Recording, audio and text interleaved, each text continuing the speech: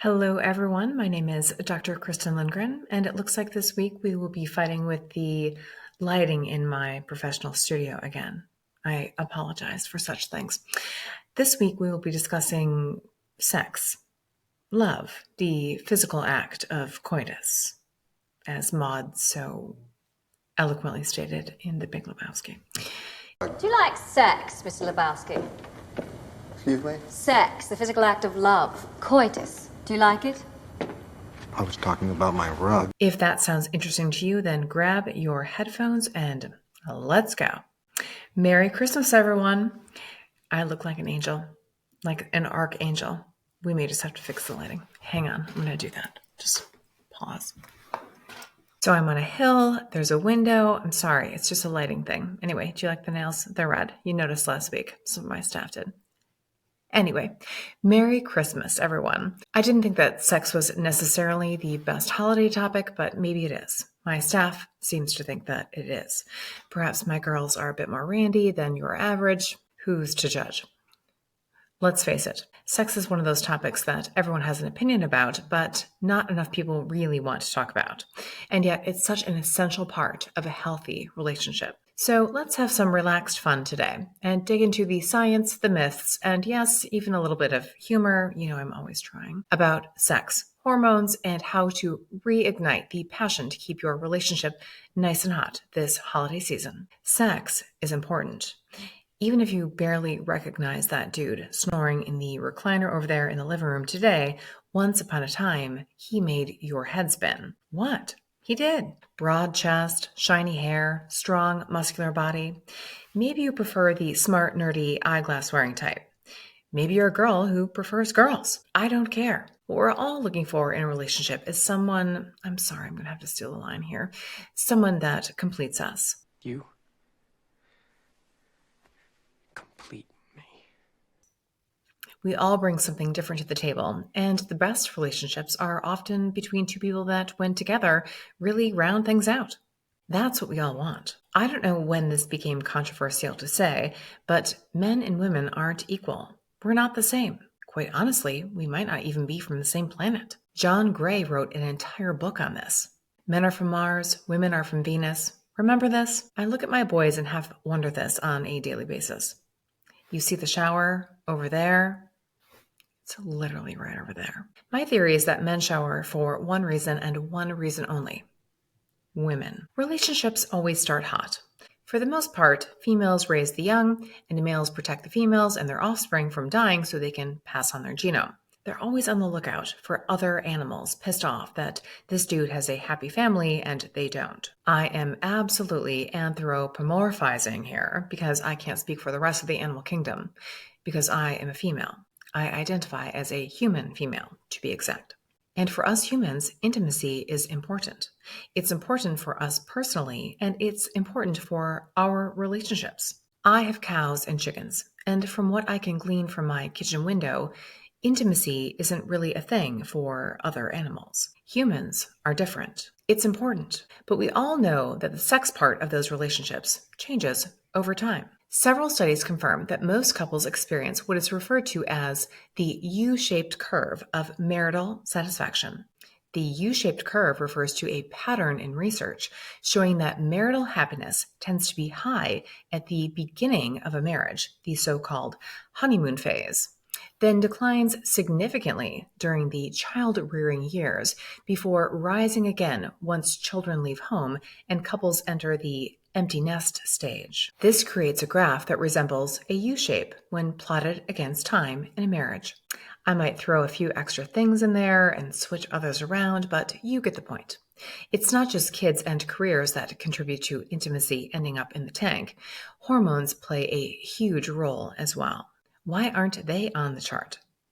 Yank that 25 years off of there and add hormones took a shit. If you've ever felt like your relationship is less candlelit dinner and more, where did I put the grocery list at 10 p.m., don't worry.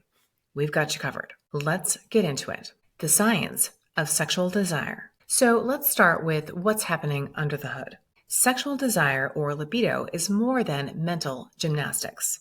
It's deeply rooted in biology, and hormones are the key players. First up, testosterone.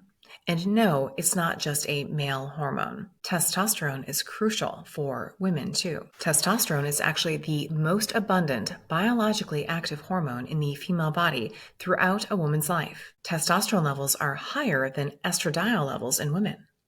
Surprised? The ovaries produce about 3 to 4 times more testosterone than estrogen every day. Testosterone may be as important as, or even more important than, estrogens in determining disease risk in women as they age. It plays a critical role in driving sexual desire, energy levels, body composition, and even mood. When testosterone levels dip, so can libido. Think of it as the engine of desire. The same is true for men. Testosterone levels peak in young adulthood and then slowly decline over time. The pitch of that slope varies from man to man, but testosterone levels at 50 simply aren't naturally the same as they were at 25. Why? Because up until 200 years ago, nobody lived this long. If you're over 40, man or woman, your testosterone is more likely than not in the tank. Then there is estrogen, the hormone that often gets all the attention when we talk about women's health. Estrogen does more than regulate menstrual cycles. It helps keep your vagina and bladder healthy, enhances sensitivity, and helps maintain blood flow. It's like the oil keeping everything running smoothly. Literally. And then there is oxytocin, otherwise known as the love hormone. This one is released during physical touch and intimacy, hugging, kissing, and yes, sex. Oxytocin fosters connection and bonds couples together. Ever wondered why a hug feels so warm and comforting? That's oxytocin at work. Hormonal changes during perimenopause and menopause can throw a monkey wrench into all of this. As estrogen and testosterone levels drop, many women notice a decline in their desire and sometimes even physical discomfort during intimacy. It's like the Sahara Desert becomes you. And while these changes are expected over time, it's not something you just have to live with. Here's the key takeaway. If you felt a shift in your desire to have sex, talk about sex, or even think about sex over the years, you're not alone. And it's not just in your head. These changes are real, physiological, and most importantly, treatable. The first step? Understanding what's going on. And that's what we're doing here today. Why sex matters in relationships. Sex is more than just a physical act. It's a cornerstone of emotional connection, trust, and intimacy in a relationship. Couples who maintain active sex lives report feeling more bonded and satisfied with their partners. And there's science to back this up, like this. And this. Let's talk about the emotional benefits first. Sex releases oxytocin, the same hormone I mentioned earlier. This love hormone deepens feelings of trust and affection. It's why you feel closer to your partner after intimacy. Studies show that couples who engage in regular physical intimacy often communicate better and resolve conflicts more effectively. Now, let's get to the physical perks. Did you know sex is great for your health? Not just his. It's like nature's best kept secret workout. Regular intimacy can lower your blood pressure, reduce stress by decreasing cortisol levels, boost your immune system. Yes, sex can actually make you healthier. Improve heart health by increasing circulation and even lowering risks for heart attacks. Help you sleep better.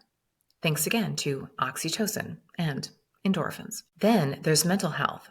Sex releases dopamine and serotonin, those feel-good chemicals that combat stress and anxiety. It's like hitting the reset button for your mood. And if you've ever noticed a spring in your step after a good night with your partner, that's not your imagination. That's biology working in your favor. Finally, sex is important for the long-term satisfaction of a relationship.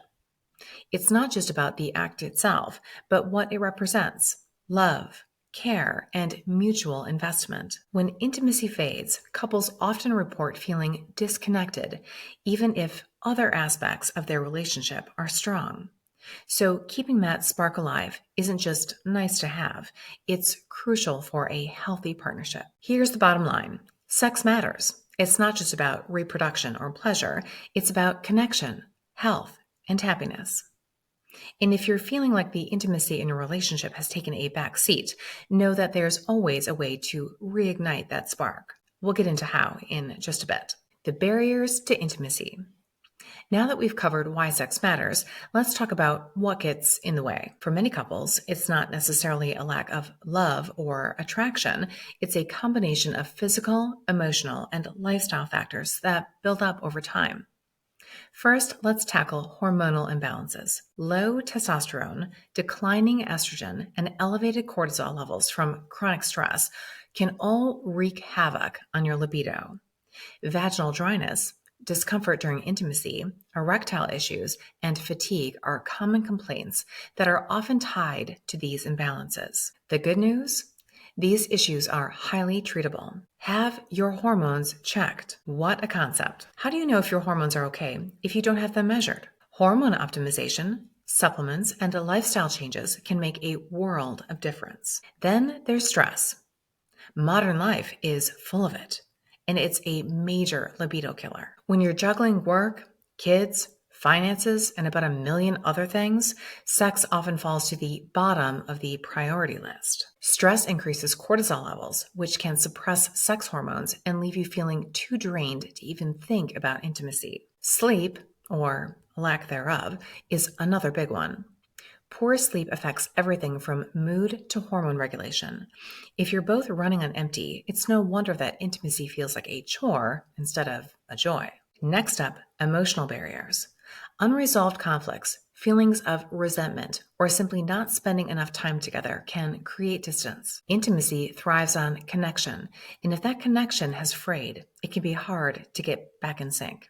This is particularly important for relationships involving kids. Kids aren't stupid. This might sound controversial, but I would argue that it is more important for your kids for you to take your wife out to dinner than to make sure you attend each and every one of little Johnny's baseball games. Spending time alone with each other. If you're connecting up here, you'll connect better down here. Got me? The whole family will be healthier. And finally, let's not forget about physical health. Conditions like diabetes, heart disease, and chronic pain can impact sexual function and desire in both genders. Medications for these conditions often come with side effects that further complicate things. Men, ever try having an erection while taking a statin or a beta blocker or an SSRI? SSRIs are the worst. They make it almost impossible to have an orgasm and positively kill your desire for even having one. Functional medicine gets at the root cause of chronic disease and can often offer natural or lifestyle solutions to fix these problems without the need for side effect causing medications. Here's the thing, none of these barriers are insurmountable. The key is to identify what's holding you back and address it head on.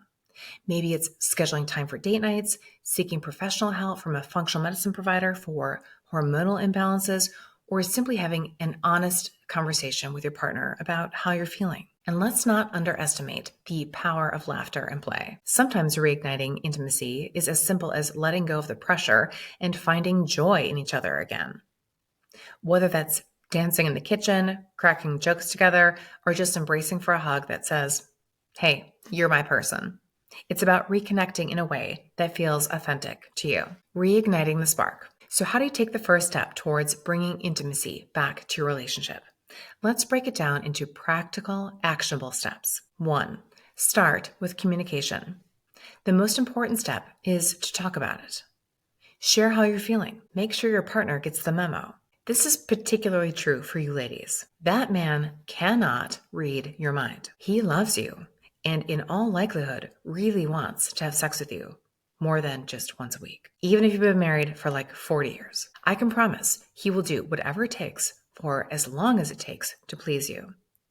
But if you don't know what that is, he's not going to know what that is. Know your body, learn what feels good, and just tell him, "I really like it when you do whatever that is." My love language is acts of service.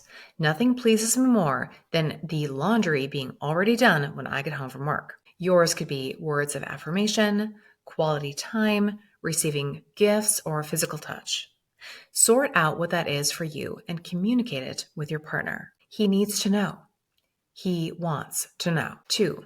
Prioritize time together. Life gets busy, but intimacy needs time. Like I said before, schedule date nights, even if it's just a simple dinner at home. The goal is to reconnect emotionally and create space for intimacy to naturally follow. 3. Address physical barriers. If hormonal imbalances or physical discomfort are an issue, seek help. Come talk to me.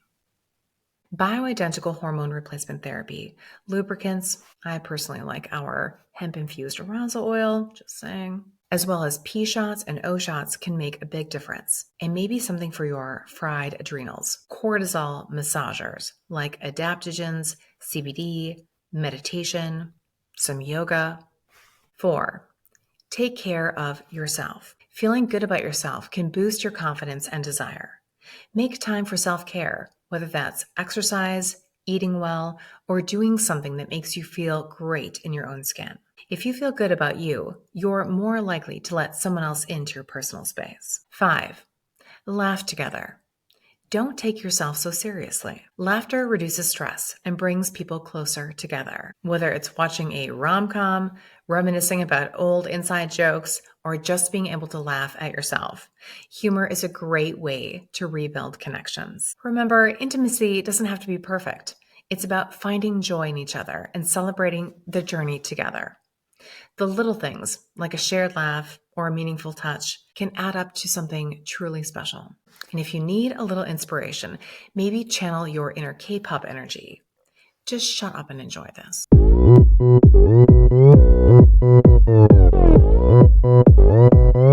오빤 강남스타일 강남스타일